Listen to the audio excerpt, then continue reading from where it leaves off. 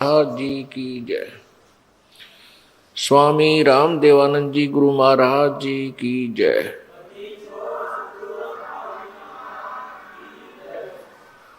सर्व संतों की जय, सर्व भक्तों की जय, धर्मी पुरुषों की जय, श्री काशी धाम की जय, श्री छुडानी धाम की जय, श्री करोथा धाम की जय, श्री बरवाला धाम की जय। सत साहिब ग्रीब नमो नमो सतपुरुष को नमस्कार। गुरु की नहीं सुर नर मुनि जन साधुआ संतों सर्वस्ती नहीं। सतगुरु साहेब संत सब डंडो तुम प्रणाम। आगे पीछे मध्य हुए तिनको जा कुर्बान। निराकार निर्विषम काल जाल भयभंजनम निर्लेपम निज निर्गुणम अकल अनुबेशोन्दनम। सोहम सुरति समाप्तम सकल समाना निर्तलय। उज्ज्वल हीरंबर हरदम अम्बे परवा अथाह वार पार नहीं मज्जतम। ग्रीब जो सुमरे सिद्ध होई गणनायक गलताना। करो अनुग्रह सोई पारस पद परवाना। आदि गणेश मनाऊं गणनायक देवन देवा। चरण कमल लो लाऊं आदंत करूं सेवा। परम शक्ति संगीतम रिद्धि सिद्धि दाता सोई। अवगत गुण अतीतम सतपुरुष निर्मोही। जगदम्बा जगदीशम मंगल रूप मुरारी। तन मन अर्पुं शीशम भक्ति मुक्ति भंडारी। सुर नर मुनि जन ध्यावे ब्रह्मा विष्णु महेशा। शेष सहस मुख गावे पूज्य आदि गणेशा। इंद्र कुबेर सरीखा वरुण धर्म राय ध्यावे। समर्थ जीवन जी का मन इच्छा फल पावे। 33 कोटि अधारा ध्यावे शेष 88।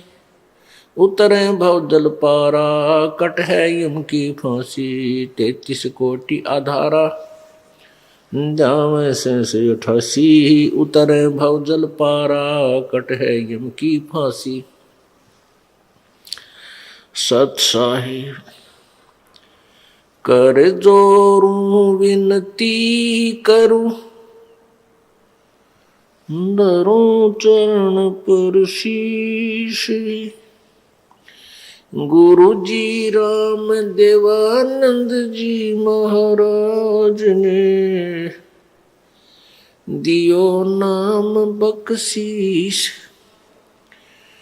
कोटि कोटि सिजदा करूं कोटि कोटि प्रणाम। चरण कमल में राखियो मैं बांदी जाम गुलाम। कुत्ता तेरे दरबार का मोतिया मेरा नाम। गले प्रेम की जेवड़ी जहाँ खेचो वहाँ जाऊं। तो करो तो बावड़ू दूर दूर करो तो जाऊं। जो राखो त्यों ही रहूं जो देवो सो खाऊं। 7 द्वीप 9 खंड में गुरु से बड़ा न कोई। करता करे न कर सके गुरु करे सो होवे। कबीर राम कृष्ण से कौन बड़ो। उन्हों भी गुरु कीन 3 लोक के वे धनी। गुरु आग आदीन।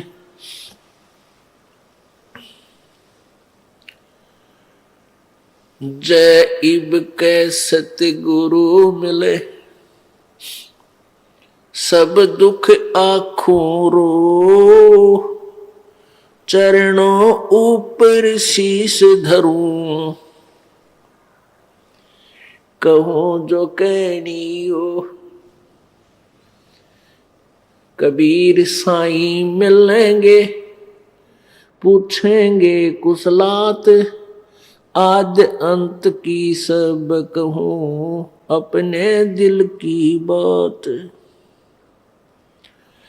गुरु जी तुम ना भूलियो, चाहे लाख लोग मिल जाही, हमसे तुमको बहुत है, तुमसे हमको नहीं। कबीर तुमरे विसारे क्या बने, मैं किसकी शरण में जाऊं। शिव बिरंच मुनि नारदा, इनके हृदय न समाऊं। अब गुण किए तो बहुत किए, अब गुण किए तो बहुत किए, करत न मानी हारे। बावे बंदा बख्श दियो हो, भावे गर्दन उतार। अब गुण मेरे बाप जी, बख्शो गरीब नवाज। जो मैं पूत कपूत हूँ, बोहर पिता को लाज। मैं अपराधी जन्म का, नख सिख भरे विकार। तुम दाता दुख भंजना, हमारी करो संवार। परम पिता परमात्मा कबीर देव कबीर साहब, अल्लाह अकबर, अल्लाह कबीर आदि नामों से जो जाना जाता है, ये वही परमात्मा है, वही परमेश्वर है, पूर्ण ब्रह्म है, जो सन 1398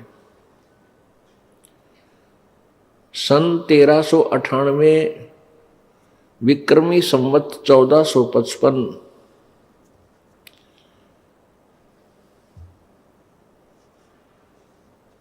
में भारत की पवित्र धरती बनारस के अंदर,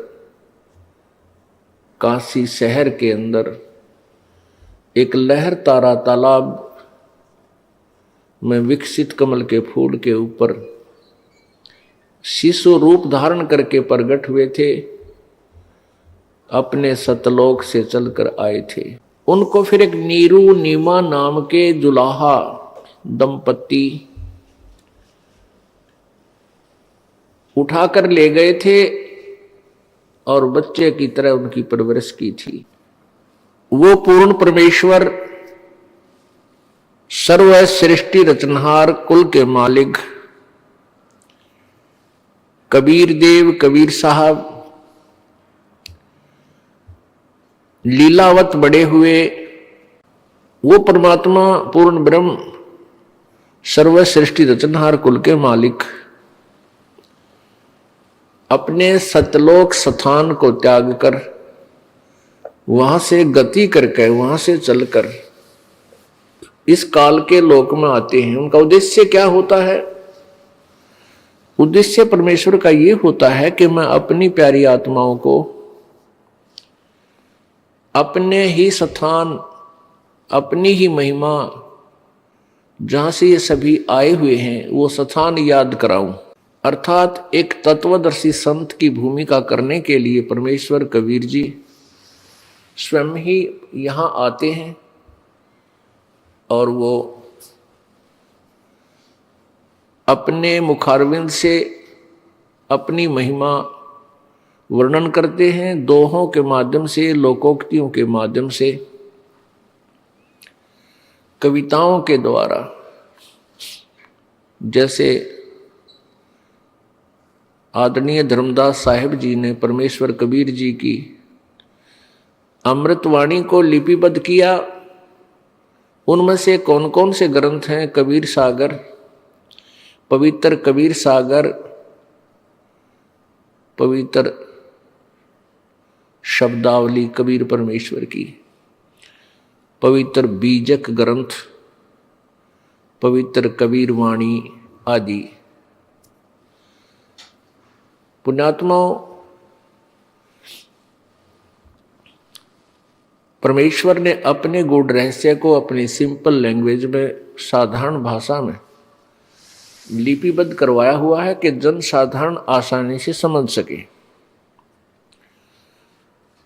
लेकिन उस गूढ़ ज्ञान को हम इसलिए स्वीकार नहीं कर पाए कि ये ज्ञान एक अशिक्षित अर्थात एक जुलाहे के द्वारा दिया हुआ है, और वो जुलाहा कबीर अक्षर ज्ञान युक्त नहीं था, अर्थात वो पढ़े नहीं थे। ये धारणा फैला रखी थी कि इन्होंने, उन नकली ऋषियों ने, गुरुओं ने, जो केवल एक संस्कृत भाषा के पढ़े हुए थे, शिक्षित थे। और हमारे सभी ग्रंथ, पवित्र चारों वेद, पवित्र श्रीमद् भगवत गीता जी, पवित्र 18 पुराण आदि आदि जो ग्रंथ है, जिनको हम सदग्रंथ मानते हैं, वो सभी संस्कृत भाषा में लिपिबद्ध थे। जन साधारण शिक्षित नहीं था, केवल एक वर्ग जिसको ब्राह्मण कहते थे वो ही पढ़ने के अधिकारी होते थे, उन्हीं को संस्कृत पढ़ना अलाउड था, अन्य किसी को नहीं। ये प्रतिबंध था पहले। इसी के उपलक्ष्य में एक कथा है कि एक यहां हरियाणा के अंदर एक कड़ौली गांव है, खरखोदा के पास, जिला सोनीपत में कड़ौली गांव।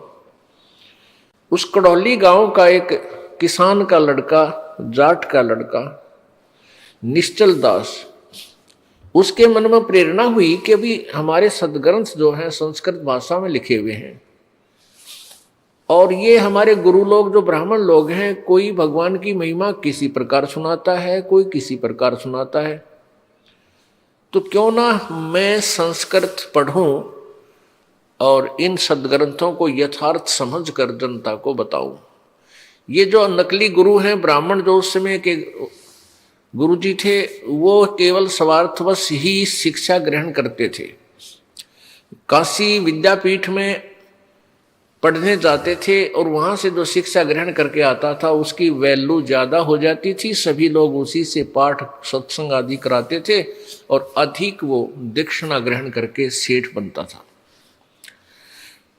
उन लोगों का यही उद्देश्य था, केवल पैसा प्राप्ति, शिक्षा का उद्देश्य यही था। उन ग्रंथों से कोई लेना देना नहीं था। तो निश्चल दास ने ये विचार किया, यदि मैं डायरेक्ट बताऊंगा कि मैं किसान का लड़का हूं, मेरे को प्रवेश प्राप्त नहीं होगा। उसने क्या किया, क्योंकि काशी विद्यापीठ के अंदर एक नियम था कि केवल ब्राह्मण ही वहां शिक्षा ग्रहण कर सकते हैं, वही प्रवेश पा सकते हैं, और उनका एक प्रमाण पत्र गांव से लिखवाया जाता है कि ये इस जाति का है। तो उस प्रमाण पत्र के आधार से वहां प्रवेश मिलता था। तो निश्चल दास जी ने अपने गांव के नंबरदार से और लिखवा लिया कि ये ब्राह्मण जाति से संबंध रखता है। प्रवेश पा लिया, अच्छी तरह शिक्षा ग्रहण करी, और वो प्रतिवर्ष सबसे उत्तम श्रेणी से पास होता रहा, सफल हुआ। जब उसने अपनी शिक्षा पूरी कर ली तो तब उसका वापसी हुई, तो वहां के जो प्राचार्य थे, मुख्य प्राचार्य, हेड मास्टर, प्रिंसिपल, उनकी कन्या विवाह के योग्य हो चुकी थी। और उस प्रिंसिपल ने सोचा कि ये होनहार बालक है, बहुत तेज माइंड का है, और ये आगे जाके बहुत धन कमावेगा अक्षेत्र में जाकर, क्यों ना अपनी पुत्री का विवाह इस बच्चे से कर दूं। जब उस निश्चल दास ने कहा कि गुरुदेव आशीर्वाद दो, आपका बच्चा सफल हो अपने कार्य में, मेरी विद्या पूर्ण हुई आपकी कृपा से, तो उसने कहा कि बेटा कोई गुरु दक्षिणा नहीं देगा क्या? निश्चल दास ने कहा कि जो आज्ञा महाराज, मुझ गरीब के पास देने को कुछ है नहीं, आप आदेश दो। तो उसने कहा कि तू वचनबद्ध हो। प्रिंसिपल ने कहा वचनबद्ध हो, मैं जो मांगू तो मुझे देगा। वचनबद्ध हुआ तो क्या कहा प्रिंसिपल ने कि आप मेरी पुत्री के साथ विवाह कर लो। अब वो फंस गया धर्म संकट में कि ये ब्राह्मण और मैं जाट, और जब पता चलेगा तो ब्राह्मण लोग बहुत उत्पात कर देंगे। तो फिर उसने सच्ची बतानी पड़ी कि गुरुदेव मेरी ऐसी प्रेरणा थी, मैं चाहता हूं कि इन सदग्रंथों को पढ़ूं संस्कृत में, और मेरा उद्देश्य है कि मैं सच्चाई से परिचित कराऊं समाज को। मेरा कोई धन उद्देश्य कमाना उद्देश्य नहीं है। और गुरुदेव मैं ब्राह्मण नहीं हूं, मैं ऐसे ऐसे किसान परिवार से हूं, और मैंने शिक्षा ग्रहण के लिए ये प्रमाण पत्र झूठा दिया है। फिर वो गुरुदेव नाराज हो गए। उनको फिर कहा कि इस वर में एक और बात सुन ले, ये भी वरदान वचन दे कि तू आगे से संस्कृत भाषा में को नहीं पढ़ेगा, न उसमें कोई लेख लिखेगा, संस्कृत भाषा में बोलेगा भी नहीं, और मैं तुझे श्राप देता हूं कि तुझे 3 ताप के अंतर्गत दुख होगा। तूने झूठ बोला है और झूठ बोल करके शिक्षा ग्रहण की। अब उसने कहा ठीक है गुरुदेव, जो आपकी आज्ञा है। उस निश्चल दास जी ने फिर संस्कृत ना तो लिखी ना पढ़ी, क्यों प्रतिबंध ला दिया उन्होंने। और उसमें ये धर्म के ठेकेदार ना जाने के जुल्म करवा देते थे। तो पुण्यात्माओं, ऐसे ये बिजली गिरी रही, अभी तक ये अज्ञान फैला रहा। हम सदग्रंथों को नहीं समझ सके, और जिनको हम जो समझते थे कि ये सदग्रंथों को जानते हैं, ये सदग्रंथों को पढ़ते हैं क्योंकि ये संस्कृत भाषा जानते हैं, उनको सदग्रंथों का ज्ञान नहीं था। ABC क ख भी नहीं जानते थे। तो परमेश्वर कबीर जी के विषय में फैलाई गई धारणाएं उन अज्ञानी गुरुओं, ऋषियों, मंडलेश्वरों, महंतों के द्वारा कि ये अशिक्षित है, इसको संस्कृत भाषा नहीं आती है, ये ऊट पटांग भाषा बनाकर दुनिया को भ्रमित कर रहा है, ये इसका ज्ञान सही नहीं है। अब ये विश्वास हो जाना, ये बात हृदय में जच जाना स्वाभाविक था कि कबीर परमेश्वर जी संस्कृत भाषा पढ़े नहीं हैं। परमात्मा कबीर जी प्रत्येक भाषा के विद्वान थे, क्योंकि परमात्मा अंतर्यामी होते हैं और वो आत्मा के जीव जंतुओं की भी भाषा समझते हैं। और ये अज्ञानी अनाड़ी ऋषि कहते थे वो संस्कृत नहीं समझते। तो जिस कारण से अभी तक ये अज्ञान फैला रहा। पुण्यात्माओं, परमेश्वर कबीर जी कहा करते थे कि मैं सतलोक से चलकर आया हूं और मैंने ही सारे ब्रह्मांडों की रचना की है, मैं पूर्ण परमात्मा हूं। लेकिन इस बात को कोई नहीं मानने को तैयार होता था, और बल्कि ये कहते थे कि ये अभिमानी व्यक्ति है, अपने आप को भगवान कहता है। एक जुलाहे का बालक, एक शूद्र जाति वाला अपने आप को परमात्मा कहता। देखो रे लोगों, देखो देखो कैसा कैसा झूठा कपटी व्यक्ति। परमात्मा कहते हैं साच कहूं तो जग नहीं माने, और झूठा जगपति आई हो।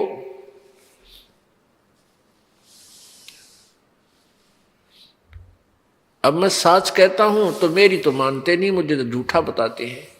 तो परमात्मा को हम उसमें परमात्मा क्यों नहीं पहचान सके, क्यों नहीं मान सके?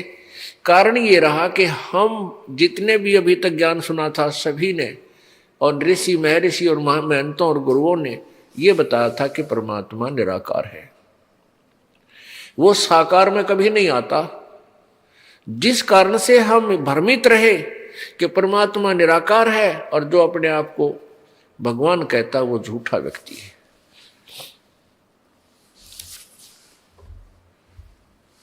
पुण्यात्माओं, हमने अभी तक जो ज्ञान सुना हो बिल्कुल विपरीत सुना हुआ है, कोरा अज्ञान सुन रखा है। अब ये ज्ञान परमेश्वर ने स्वयं आकर बताया था 600 वर्ष पहले, उस समय जनता अशिक्षित थी। अब 1947 के बाद भारतवर्ष स्वतंत्र हुआ, उसके बाद यहाँ शिक्षा का एक जोर शोर से प्रचार हुआ। आज बालक से लेकर बूढ़े तक सभी शिक्षित हैं और आज हम अपने सदग्रंथों को अच्छी तरह पहचान सुन सकते हैं और देख सकते हैं। उस समय जनता अशिक्षित थी, परमात्मा के इस अनमोल ज्ञान को हम स्वयं नहीं देख सके, जिस कारण से हम उन अज्ञानी संतों ऋषियों महंतों की बातों पर विश्वास करके अपने भगवान को पहचान नहीं सके। परमेश्वर कबीर जी कहते थे कि वेद मेरा भेद है, मैं ना वेदन के माही, और जोन वेद से मैं मिलूं ये वेद जानते नाही। वेद, चारों वेद, ऋग्वेद, यजुर्वेद, सामवेद और अथर्ववेद, ये 4 वेद सुप्रसिद्ध हैं। लेकिन परमात्मा ने जो 5वां वेद अपने मुखारविंद से, अपने मुख कमल से उच्चारित किया है, वो 5वां वेद है, वो तत्व ज्ञान है। परमात्मा परमेश्वर कबीर जी कहा करते थे कि जौन वेद से मैं मिलूं वो ये 4 वेद जानते ना। जिस वेद से, जिस ज्ञान से, जिस विधि से मेरी प्राप्ति होगी वो इन 4 वेदों में वर्णित नहीं है। अपने आत्माओं 4 वेद गवाही दे रहे हैं, 4 वेद गवाही दे रहे हैं कि उस पूर्ण परमेश्वर के ज्ञान को, उसके विषय में जानकारी को कोई तत्वदर्शी संत बताता है, उससे सुनो। इससे सिद्ध है कि वेद ज्ञान कंप्लीट नहीं है, ये पूर्ण नहीं है। ऐसे ही पवित्र गीता जी अध्याय नंबर 4 के श्लोक नंबर 32 में कहा है कि जो ज्ञान मैंने अभी तक दिया है अर्जुन तेरे को, कि भी कोई तो देवताओं की पूजा करता है, गीता जी अध्याय नंबर 4 के श्लोक नंबर 25 से लेकर 31 तक, उसमें लिखा है कोई तो देवताओं की पूजा करता है, उसी को फाइनल मान रहा है, अंतिम पूजा सही पाप नाशक जानता है। कोई धार्मिक यज्ञ करता है, कहीं भंडारा कर दिया, कि तो पशु पक्षियों को दाना डाल दिया, चारा डाल दिया, इसी को फाइनल पूजा मानकर खुश हो गया। कोई मंदिर पूजता है, कोई मस्जिद पूजता है, कोई ऊपर ने पैर करके नीचे ने सिर करके हठ योग करता है। ये सब पूजाएं जो करते हैं ये सभी अपनी अपनी साधनाओं को पाप नाशक जानते हैं। लेकिन चौथे अध्याय के 32वें श्लोक में गीता ज्ञानदाता काल कह रहा है कि अर्जुन, उस परमेश्वर के बारे में, इस धार्मिक अनुष्ठानों के बारे में विस्तार के साथ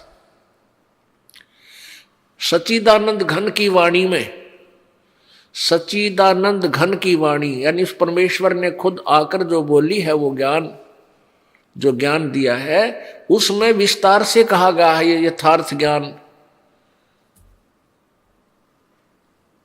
उसको फिर वो ज्ञान कहाँ मिलेगा, कौन बताएगा? गीता जी अध्याय नंबर 4 के श्लोक 34 में कहा है कि किसी तत्वदर्शी संतों के पास जाकर उस तत्व ज्ञान को सुन, और तत्वदर्शी संतों को दंडवत प्रणाम करने से, कपट छोड़कर यानी विनम्र भाव से सच्चे दिल से उनसे प्रार्थना करना, उस परमेश्वर के बारे में जानकारी प्राप्त करना, कि अर्ज करना, फिर वो तत्वदर्शी संत तुझे वो परमेश्वर के बारे में ज्ञान सुनाएंगे, उनको सुन।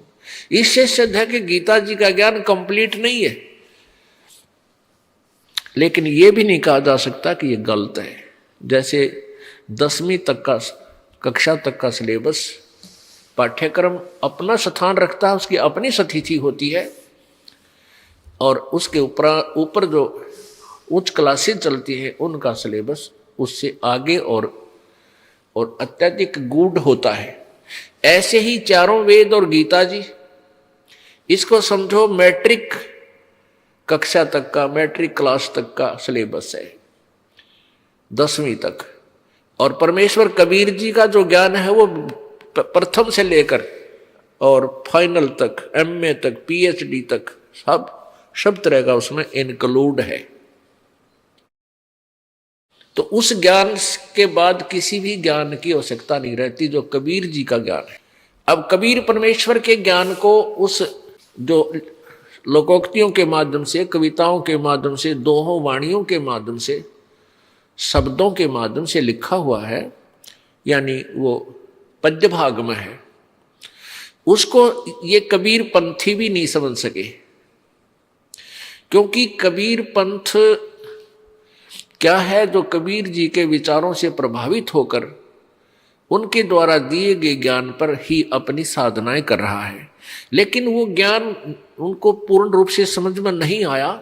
जैसा भी जिस किसी गुरु ने जो नाम दे दिया उसी को वो जाप करने लगे, जो मर्यादा बता दी उसी को वो करने लगे। अब वो ज्ञान आज भी हमारे पास है, क्योंकि चारों पवित्र वेद, पवित्र श्रीमद् भगवद गीता जी, पवित्र 18 पुराण, पवित्र कबीर सागर, पवित्र कबीर जी की शब्दावली, दोहावली, कबीर जी की वाणी, ये सभी आज भी हमारे पास विद्यमान है।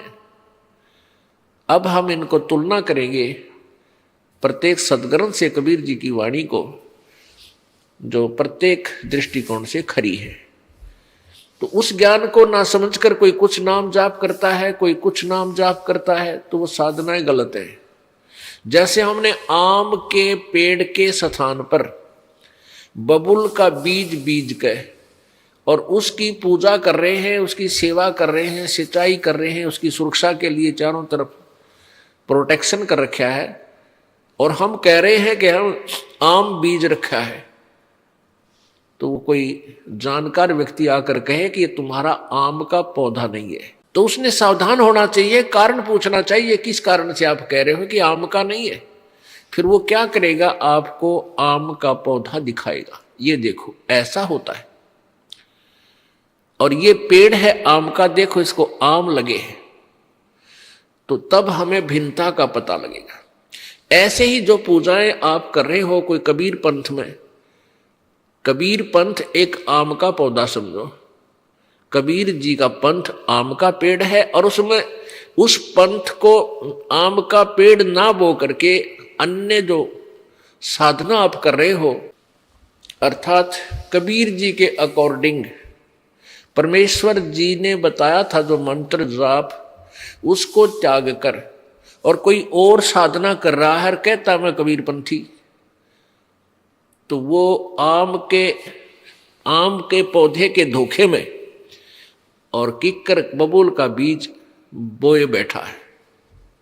तो इस दास का उद्देश्य है कि उनको ये समझाऊं कि ये आपकी साधना ये ठीक नहीं है, ये कबीर जी के पंथ वाली नहीं है, ये आम का पेड़ नहीं है, ये बबूल का पेड़ है। भिन्नता करके दिखाएगा ये दास, आपको 5 दिन में यही निर्णय देगा, सदग्रंथों के आपको आपके रूबरू करेगा, आपके प्रत्यक्ष करेगा, आंखों दिखाएगा कि ऐसा आम का पौधा होता है, आपका ऐसा पौधा है, ये बबूल है। फिर आपको पता लगेगा सचमुच हम गलत साधना कर रहे हैं, तभी आप उस बबूल के पेड़ को फेंक सकोगे, छोड़ सकोगे, अन्यथा आप उसका चिपके रहोगे और लास्ट में आपको कांटे मिलेंगे, आम नहीं मिलेगा, फल नहीं मिलेगा, अर्थात आप काल के जाल में ही रह जाओगे। दास का उद्देश्य वही उद्देश्य है जो परमेश्वर का उद्देश्य था। परमेश्वर कबीर जी ने 600 वर्ष पहले आकर यही झाड़े भरे थे, यही जन जन को जाकर समझाया था। दुनिया ने उनको भुंडा कहा, गुंडा कहा, बदमाश कहा, ये झूठा कहा, लेकिन वो परमात्मा थे, अपने बच्चों के लिए भटक रहे थे कि मेरे बच्चे किसी प्रकार मुझे पहचाने और काल के जाल से निकलकर सतलोक चले। काल भगवान ने बहुत भयंकर जाल फैलाया है। परमेश्वर जब जोगजीत नाम से आए थे और काल के साथ उनका वाद विवाद हुआ था, तो इस काल ने कहा था कि मैं 12 नकली पंथ चला दूंगा और तेरी महिमा को गाएंगे, कबीर कबीर कबीर करेंगे, लेकिन सब में अज्ञान भर दूंगा, साधना उनकी नाम जाप गलत करवा दूंगा। वो कहेंगे हम कबीर पंथी हैं, 12 पंथों के अनुयायी होंगे, कबीर जी की महिमा करेंगे, लेकिन वो आम के स्थान पर सबको कीकर बबूल भिजवा दूंगा, अर्थात उनकी साधनाएं गलत करवा दूंगा और वे मेरे ही जाल में रहेंगे। कहा था काल ने, द्वादश पंथ करूं मैं साजा, नाम तुम्हारा ले करूं आवाजा। द्वादश यानी 12 पंथ, द्वादश पंथ नाम जो ले ही, हमरे मुख में आन समोही। इन 12 पंथों में, कबीर वाले 12 पंथों में जो नाम लेगा वो मेरे ही जाल में फंसा रहेगा, बाहर नहीं जा सकेगा। फिर परमेश्वर ने कहा था भाई 12वें पंथ में हम ही चलकर आएंगे। जब ये 12 पंथ चल चुके होंगे, उसमें 12वां पंथ है गरीबदास पंथ, संत गरीबदास जी का, जो हरियाणा छुडानी में है, हरियाणा स्टेट के अंदर प्रांत में, और जिला झज्जर पहले रोहतक जिले में था। तो वहाँ गरीबदास जी आए हैं और उनको परमात्मा कबीर जी मिले थे। आज का जो समागम प्रारंभ हो रहा है ये 26 फरवरी 2010 का जो दिन है, ये द्वादशी है, फाल्गुन सुदी द्वादशी। इस दिन परमेश्वर कबीर जी सतलोक से चलकर एक महात्मा, जिंदा महात्मा होते हैं मुसलमानों में, एक काला सा टोप पहनते हैं ऊपर, लंबे से चोटे का ऊंचा सा करके सर पे, और पूरा एक ओवर कोट पहनते हैं, एक ही कपड़ा पहनते हैं काले रंग का, और जो घुटनों से नीचे तक होता है। दाढ़ी बड़ी हुई होती है, केस भी बड़े होते हैं। तो ऐसी वेशभूषा वाले को जिंदा महात्मा कहते हैं। तो पुण्यात्माओं, कबीर सागर, कबीर वाणी,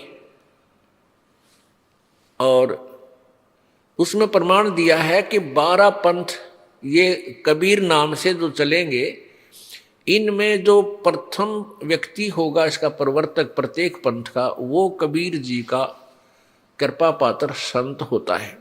लेकिन उसके ज्ञान को आगे आने वाली उसी के उत्तराधिकारी काल के दूत उसको उलझ पुलझ कर देते।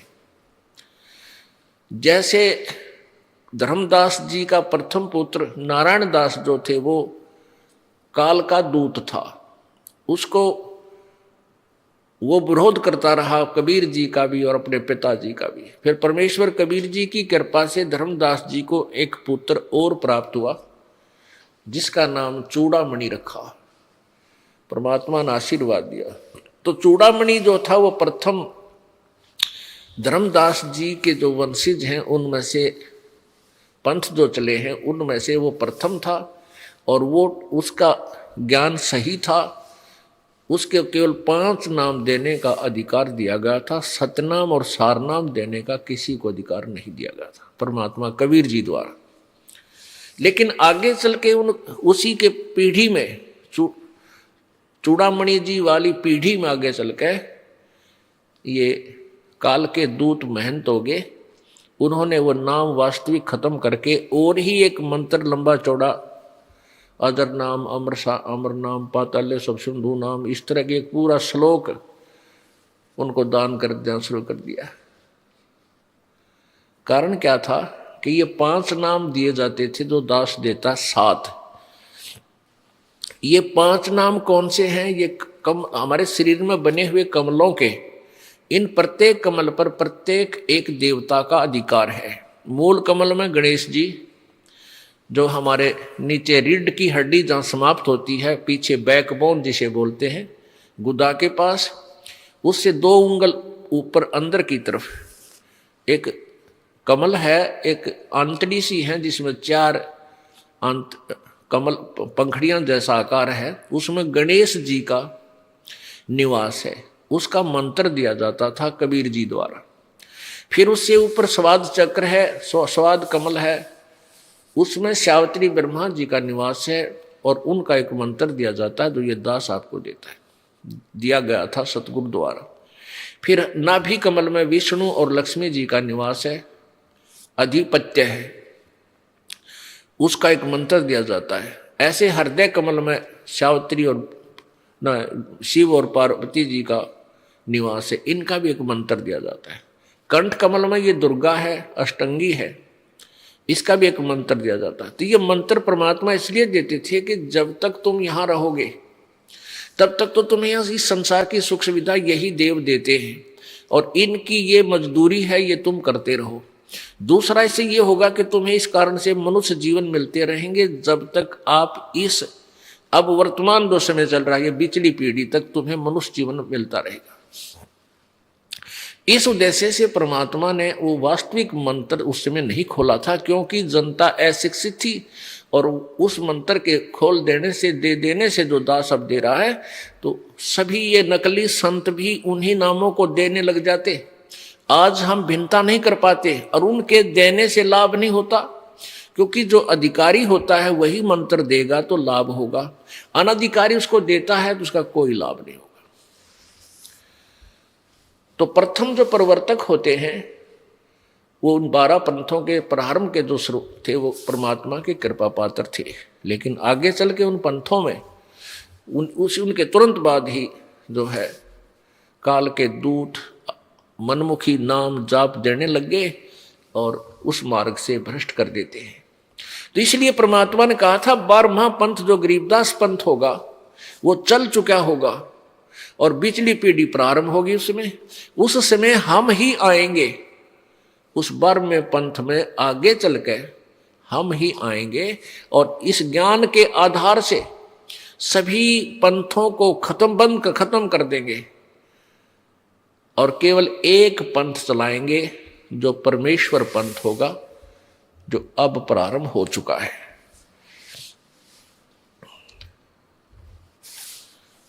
पुण्यात्माओं, आज का जो समागम प्रारंभ हो रहा है ये इस खुशी में हो रहा है कि परमात्मा यदि हमें आकर के आप ज्ञान नहीं देते तो काल भगवान हमें कभी भी प्रभु के विषय में जानकारी नहीं देता और हम युगों युगों ऐसे ही यहाँ भटकते भ्रमते रहते, कभी पशु बनते, कभी पक्षी बनते, कभी टांग कटती की तो आंख फूटती, अंधे हो जाते, कैंसर से दुखी होते। उस दयालु भगवान ने अपने बच्चों पर फिर दया आई और वो आकर के हमें फिर मिले। पुण्यात्माओं, सबसे पहले हमने परमात्मा को पहचानना है कि जिसको हम भगवान कह रहे हैं ये वास्तव में भगवान है कि नहीं, ये परमात्मा है या नहीं। जैसे हम बबूल का बीज बीज रहे हैं या आम का बीज रहे हैं, तो सबसे कोई हमें भ्रमित कर रहा है कि ये आम का पौधा नहीं है, तो हमने उसकी पूरी परख करनी चाहिए, तब हम उस पर स्थिर हो पाएंगे और तभी उसकी रुचि से हम पूजा करेंगे। अब जैसे दास कह रहा है कि कबीर पंथ में कोई भी पूजा कबीर जी वाली नहीं है, वो गलत साधना कर रहे हैं और आप जी को लगता है कि ये गलत बोल रहा है रामपाल, ये ऐसे कैसे हो सकता है, तो उसकी पहचान करो, अक्षुब्ध ना हो। अब जैसे ये दास कह रहा है मुझे शौक नहीं है ये बातें कहने का, कोई ये कहता है कि किसी की धार्मिक भावनाओं को ठेस नहीं पहुंचाना चाहिए। पुण्यात्माओं, ये धार्मिक भावनाओं को ठेस नहीं है, लेकिन धार्मिकता का उत्थान है इससे। अब ठेस जैसे बालक है, छोटा सा बच्चा,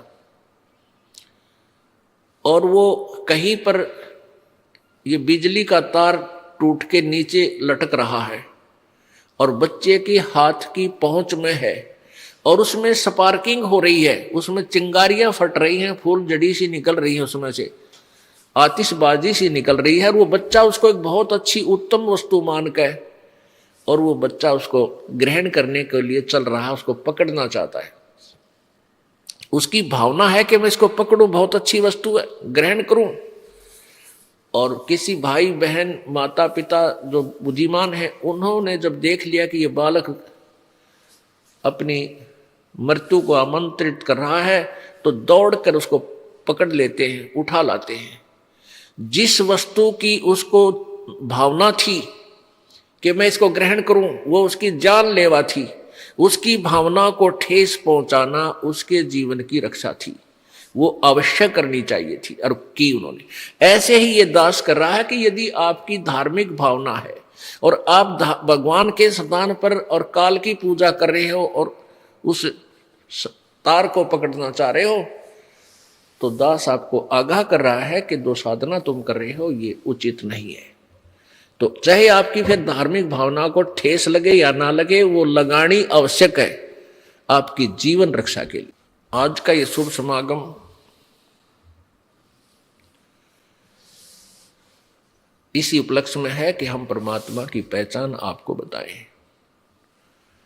आपको अभी भगवान की परिभाषा का भी ज्ञान नहीं है, आप परमात्मा का नाम सुना है, उसका ABC का भी ज्ञान आपको नहीं है पूरे विश्व में। अब कुछ भक्ति भक्तजन श्रद्धालु समझते हैं कि ये रामपाल अपने आप को विद्वान समझता है, अभिमानी व्यक्ति है। नहीं, अभिमान का तो इस दास के आसपास भी कोई नामो निशान नहीं है। मैं तो कुत्ता हूं उस परमेश्वर का, और आप धनियों के लिए भौंक रहा हूं, आपको जगा रहा हूं कि आप अपना धन बर्बाद कर रहे हो, चोरी हो रही है, आपका जीवन नष्ट हो रहा है। और जो पुण्यात्मा होंगी वो जाग जाएंगी और अपना धन संभाल लेंगी। लेकिन ये सच्चाई है। आज वर्तमान में विश्व के पास कोई भी आध्यात्मिक ज्ञान यथार्थ नहीं है। सब काल के द्वारा भ्रमित लोक वेद के ऊपर आश्रित हैं और उन्हीं साधनाओं को करके अपना जीवन बर्बाद कर रहे हैं।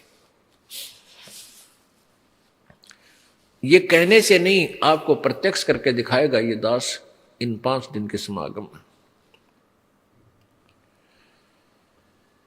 आज का जो दिन समागम का हमें मिला है सत्संग का, पहले इसके उपलक्ष्य में एक कथा सुनाते हैं। चारों युग में संत पुकारे, कूक कहा हम हेल रे, हीरे माणिक मोती बरसे हैं ये जग चुगता ढेल रे। परमेश्वर कबीर जी कहते हैं, चारों युगों में मैं आया और मैंने भी आवाज लगा लगा कर, हेला देकर, बहुत जोर से आवाज लगा लगा कर बताया कि जो साधनाएं तुम कर रहे हो ये काल साधना है, सत साधना नहीं है, रॉन्ग साधना है तुम्हारी। और जिन संतों को मैं आकर मिला, जिनको मैंने अपने यथार्थ ज्ञान से परिचित करवाया, अपने सतलोक दिखाया, उनको वापस छोड़ा, उन संतों ने भी आवाज लगा लगा कर कूक कूक के ये मेरे ज्ञान का प्रचार किया। लेकिन ये भोली आत्मा काल के दूतों द्वारा भ्रमित ये हीरे मोती जवाहरात लाल के स्थान पर कंकर इकट्ठे कर रहे हैं, आन उपासना रूपी कंकर इकट्ठी कर रही हैं, ये डले इकट्ठे कर रहे हैं। उन सत भक्ति रूपी हीरे मोतियों को छोड़कर कंकर आन उपासना रूपी अन्य साधना जो कर रहे हैं, यथार्थ साधना को छोड़कर वो कंकर पत्थर अपने थैले में डाल रहे हैं, उनको बहुमूल्य जानकर, जबकि वो यूजलेस है, उनकी कोई कीमत नहीं। तो परमात्मा हमें बता रहे हैं कि चारों युग में संत पुकारे और कूक कहा हम हेल रे, हीरे माणिक मोती बरसे हैं ये जग चुगता ढेल रे। अब प्यारी आत्माओं, हे पुण्यात्माओं, वो परमात्मा कबीर कितना दयालु हमारे मालिक, क्योंकि वो हमारे पिता हैं। हम सभी चींटी से लेकर हाथी, रंग से लेकर देवता, ब्रह्मा विष्णु महेश इंद्र तक के, वो हम सभी के वो पिता हैं। और अपनी संतान का, अपने ही माता पिता को दुख होता है यदि वो कहीं दुखी होते हैं। अन्य केवल औपचारिकता करते हैं और 2 दिन पीछे खिसक जाते हैं, लेकिन माता पिता अंतिम श्वास तक अपने बालक के दुख में दुखी रहते हैं। तो हम सभी कबीर जी की आत्मा हैं और काल ने हमें यहाँ भ्रमित करके मिसयूज कर लिया। किसी को देवता अपनी ही उन्हीं की साधना तपस्या आदि करवा के किसी को देव बना दिया, किसी को महादेव बना दिया, किसी को इंद्र की पदवी दे दी, और एक दूसरे के साथ हमें आपस में यही उलझा रखा है। वेद हमारा वेद है, वेद मेरा भेद है, मैं ना वेदन के माही, और जौन वेद से मैं मिलूं ये वेद जानते नहीं। ये चारों वेद परमेश्वर कबीर जी का ही जानकारी दे रहे हैं। परमेश्वर ने कहा था कबीर जी ने कि ये चारों वेद मेरी महिमा का गुणगान करते हैं, मेरी महिमा बता रहे हैं। लेकिन मैं इन चारों वेदों, पवित्र चारों वेदों, ऋग्वेद, सामवेद, अथर्ववेद और ये यजुर्वेद, इनमें मेरी महिमा तो है कि कोई परमात्मा है, वो ऐसी लीलाएं करता है, जब पृथ्वी पर भी आता है वो सतलोक में रहता है, रितधाम में रहता है, और यहां अपने श्रेष्ठ भक्तों को, विशेष आत्माओं को, जो दृढ़ भक्त होते उनको आकर मिलता है और अपने यथार्थ ज्ञान से परिचित कराता है। ये वेदों में लिखा है और वो कबीर देव है, वो कबीर प्रभु है। पुण्यात्मा, पवित्र चारों वेदों को विश्व का कोई भी व्यक्ति नहीं ये कहता कि ये ज्ञान ठीक नहीं, और कोई कहता है तो वो तो बिल्कुल मूर्ख है, महामूर्ख कह सकते हैं उसको, जो वेदों और गीता जी को कहता है ये ज्ञान ठीक नहीं है। तो उसी वेदों और गीता जी के आधार से पवित्र हिंदू समाज अपनी साधनाओं को कर रहा है और अपने धर्म के मुख्य इन्हीं ग्रंथों को मानते हैं, जैसे पवित्र गीत, श्रीमद् भगवद गीता जी, पवित्र चारों वेद, पवित्र 18 पुराण। अब वो क्या बता रहे हैं और हमारे को क्या लोकवेद सुनाएगा, ये जब हम आंखों देखेंगे स्वयं, तभी हम पहचान पाएंगे भगवान को। अभी तक इन झूठे गुरुओं ने, नकली महंतों और ऋषियों ने हमारे को भ्रमित कर रखा है, लोक वेद सुना रखा है, जो शास्त्र के विरुद्ध ज्ञान है उस पर आधारित किया हुआ है। अब सबसे पहले आपको ये दिखाते हैं कि वेदों में लिखा है कि वो परमात्मा अपने सतलोक से चलकर यहाँ आता है, अपनी प्यारी आत्माओं को मिलता है, उनको ज्ञान देता है, यथार्थ ज्ञान समझा कर फिर वो उन प्यारी आत्माओं को सतलोक ले जाता है, अपने यथार्थ स्थान पर ले जाता है जहां से ये आत्माएं आकर यहाँ फंसी हैं। आप पुण्यात्माओं, आपका सभी का आगमन सतलोक से हुआ है और वहां पर आपके जो स्थान हैं, जो यहाँ के इंद्र के पास भी इतनी संपत्ति, स्थान और सुविधा नहीं है जो आप छोड़ आए अपनी अज्ञानता में, वो आज भी आपके वहां सुरक्षित रखे हैं और आप उस स्थान को छोड़कर यहाँ इस गंदे स्थान में आ गए और यहाँ काल ने आपको अपने जाल में फंसा लिया और आपको यथार्थ भगवान से, परमात्मा की यथार्थ ज्ञान से, महिमा से अपरिचित रखा हुआ है। उसका उद्देश्य यह है कि ये दीन को ज्ञान हो गया कि परमात्मा कोई और है और कहीं इससे अधिक भी सुख है, तो ये सभी उधर प्रेरित होकर भाग ना जाएं और तेरा ब्रह्मांड सूना ना हो जाए। इसलिए भगवान स्वयं आते हैं, अपने यथार्थ ज्ञान को समझाते हैं, और जो पुण्य आत्मा होती हैं वो भगवान की इस महिमा को समझकर शीघ्र यहां से निकलने का प्रयत्न प्रारंभ कर देते हैं। आपको दिखाते हैं ऋग्वेद मंडल नंबर 9 के सूक्त नंबर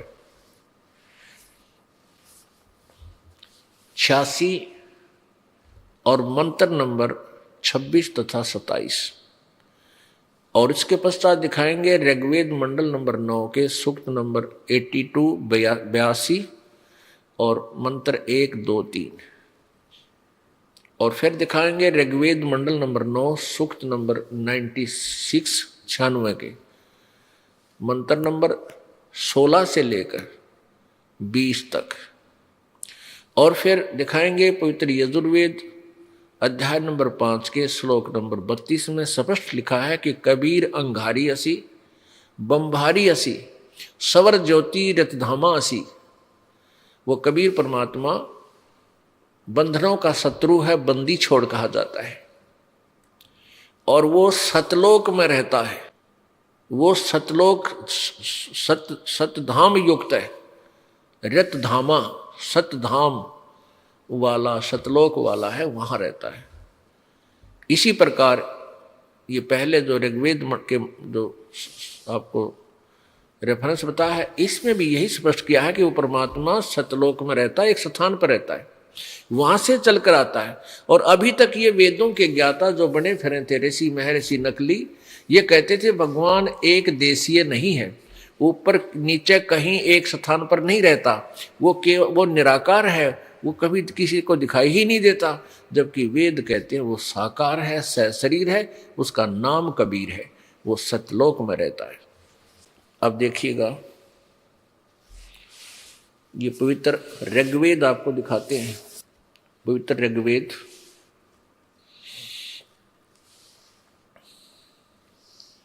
मंडल 9-10, ये महर्षि दानंद सरस्वती द्वारा अनुवादित नहीं है, इन्होंने वैसे इनकी छाप लगा देते हैं ये आर्य समाज वाले कि ताकि ये बिक जाए। बाकी ये अनुवाद किसी और का किया हुआ है, फिर भी हम इन्हीं के अनुवाद द्वारा आपको बहुत कुछ रास्ता देंगे। इसमें लिखा है, प्रकाशक है सार्वदेशिक कार्य प्रतिनिधि सभा, महर्षि दानंद भवन, रामलीला मैदान, नई दिल्ली। इन्होंने लिखा ऋग्वेद आर्य भाषा भाष्य महर्षि दानंद सरस्वती कृत। ये गलत लिखा इन्होंने, अनुवादित किसी और ने किया है। मुद्रक है Prince offsets printers 1510, Pataudi house, Daryaganj, नई दिल्ली से। ये किसका अनुवादित है? ये 9 और 10 मंडल, ये थोड़ा प्रमाण देना पड़ेगा क्योंकि हमने यहाँ इसका विवेचन कर दिया कि ये महर्षि द्वारा अनुवादित नहीं है। ये क्लियर करता है, ये आर्य समाज का एक आचार्य इसका क्लियर करता है। ऋग्वेद भाष्यम, महर्षि दानंद सरस्वती द्वारा केवल ऋग्वेद के मंडल 1 से 6 तक अनुवाद किया है। ये दूसरा जो 7 से लेकर 10, जिसमें 9-10 आ लिए, तो ये श्रीपाद दामोदर सातवलेकर नामक कोई आचार्य है, उसका अनुवादित है। इन्होंने इसके द्वारा किए गए अनुवाद को भी महर्षि दानंद की फीत लगा दी, मोहर लगा दी, ताकि ये बिकता रहे। फिर भी हम केवल अपने उद्देश्य के लिए ये देखना चाहते हैं इसमें लिखा क्या है। अब फिर देखिएगा, ऋग्वेद वही है ये जो आपको दिखाया था, इन्होंने गलत, इसमें केवल यहाँ मोहर गलत ला रखी है। प्रकाशक ठीक है, प्रकाशक है सार्वदेश आर्य प्रतिनिधि सभा, महर्षि दानंद भवन, रामलीला मैदान, नई दिल्ली। यहाँ इन्होंने गलत लिखा है कि 9-10 मंडल का अनुवाद करता महर्षि दानंद है, ये नहीं थे, ये तो सातवलेकर आचार्य हैं। इसी में हम आगे आपको दिखाते हैं ऋग्वेद मंडल नंबर 9, सूक्त नंबर 86, उसके बाद दिखाएंगे सूक्त नंबर 82। ऋग्वेद मंडल नंबर 9, सूक्त नंबर 86, 26 मंत्र।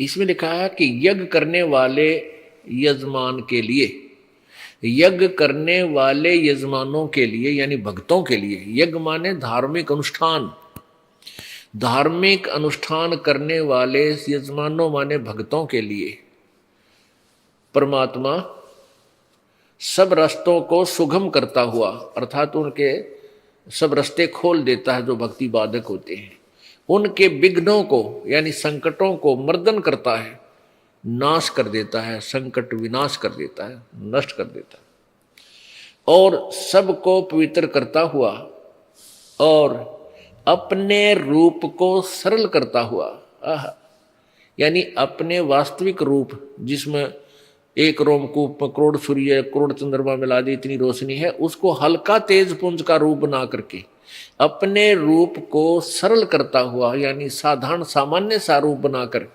वह कांति में परमात्मा। इन्होंने कबीर शब्द का, कबीर ये देखो ऊपर लिखा है, ये कबीर, हम इसको कबीर बोलने लगे, कबीर कबीर, तो कबीर से ये इन्होंने इस कबीर का अर्थ कर दिया, 2 अपसर्ग लगा दी, इसका सर्वज्ञ कर दिया, जबकि यहां लिखना था वो कबीर परमात्मा विद्युत के समान यानी बिजली की तरह अचानक बहुत तीव्र गति से क्रीड़ा करता हुआ वर्णीय पुरुषों को प्राप्त होता है। वर्णीय यानी श्रेष्ठ, अच्छे भक्तों को, अच्छे व्यक्तियों को, पुण्यात्माओं को प्राप्त होता है, मिलता है। अब जिन्होंने ये कबीर शब्द लिखा ना, कबीर, इसका थोड़ा सा विश्लेषण करेंगे। जैसे ये यजुर्वेद है, ये एक पुस्तक है, ये एक बुक है अध्यात्म ज्ञान की, यजुर्वेद, इसका नाम लिखा गया है यजुर्वेद। और ये ऊपर रह लगा है, ये नीचे अपसर्ग लगाकर भी इसको संधि छेद किया जा सकता है। यजु, यजु लिख के अलग से 2 बिंदी लगा दी जाती है। तो जैसे कबीर, कबीर को, कबीर देव को इन्होंने क्या किया है, कवि शब्द को संधि छेद कर दिया, कबीर देव को, और कवि शब्द के आगे 2 अपसर्ग लगा दी रे के स्थान पर, आधा रे होता है, तो उसका इन्होंने कवि लिख दिया और कवि बना करके उसका अर्थ कर दिया सर्वज्ञ। अब यदि ये यजुर्वेद है, इसको हम संधि छेद कर दें, कहीं पर ये महिमा गाई जा रही हो इस यजुर्वेद की, तो हम इसका संधि छेद कर दें यजु प्लस में वेद, और कहीं यजुर्वेद ना लिखा हो, केवल यजुर लिखा हो, और उसका भी हम अर्थ कर दें यजु माने, यजु का अर्थ होता है यज्ञ स्तुतियां, हम यजु का अर्थ लिख दें यज्ञ स्तुतियां, और ये लिखे नहीं वहां पर कि ये यजुर्वेद है, क्योंकि जिसकी महिमा गाई जा रही है यजुर्वेद की, और उसका अर्थ कर दें यज्ञ स्तुतियां, और ये लिखे नहीं कि ये यजुर्वेद में लिखा है, यजुर्वेद की महिमा गाई जा रही है। तो उस यजुर्वेद को कैसे प्राप्त करेंगे, कैसे पहचानेंगे कि वो कोई बुक है? तो वहां लिखना पड़ेगा कि ये यजु जो शब्द है उस पुस्तक के लिए है जो यजुर्वेद है। ऐसे ही इन्होंने कवि शब्द का अर्थ कर दिया सर्वज्ञ। यहां लिखना चाहिए था ये वो परमात्मा है जो सारी सृष्टि का रचनहार है, ये कबीर देव है।